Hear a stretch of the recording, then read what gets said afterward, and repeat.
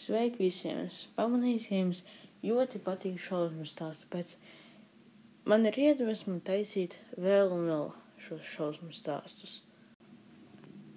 Šīs šausmu stāsts, par kuras tūlīt stāstīšu, ir no kāda cita youtubera, bet viņa YouTube kanālu diemžēl izdzēs, tāpēc es domāju, ka tomēr es šo video varu uztaisīt par tos šausmu stāstu, jo šis šausmu stāsts ir ļoti labi palicis manā atmiņā.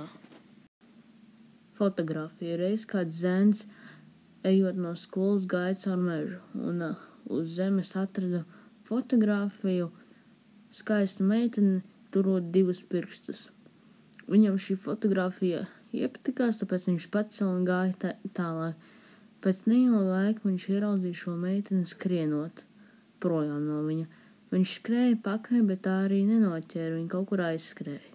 Nākamajā dienā viņš atkal devās no skolas un atkal šo meiteni ieraudzīja, bet tā arī šoreiz nenoķēra.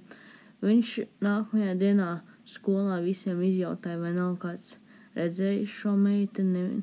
Neviens nebija ne pat pazinis šo meiteni, nekad arī redzējis. Tāpēc viņš centās pats viņu sadabūt rokā. Viņš staigāja caur mežu, cerībā sameklēt šo meiteni. Viņš redzēja šo meiteni, bet viņa atkal ir aizskrējusi prom no viņa. Tāpēc viņš šai ķeršanai meta mieru un gāja uz mājām. Izpildījis visus savus mājas darbus, gājis gulēt, blakus noliekot šo fotogrāfiju. Panākti viņš dzirdēja dīvainu klaudzināšanu.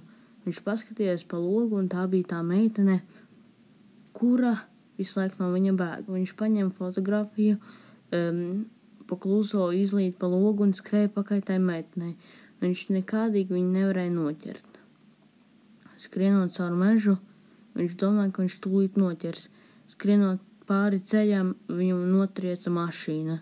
Diemžēl puika neizdzīvoja. Šoferis, kurš viņu notrieca, pacēla fotogrāfiju, kuru viņš bija turējis rokā, un fotogrāfijā bija parādīti meitene, kura rāda 3 pirkstus. Ja jums patīk šī šausmu stāsts, savācam 15 laikus un būs nākamais šausmu stāsts. Paldies, ka skatījies! Raksti komentāros, kādus tu video gribētu nākošreiz redzēt. Kaut kādu šausmu stāstu vai arī kādu spocīgu atgadījumu vai kaut ko tādu. Paldies, ka skatījies vēl vienreiz.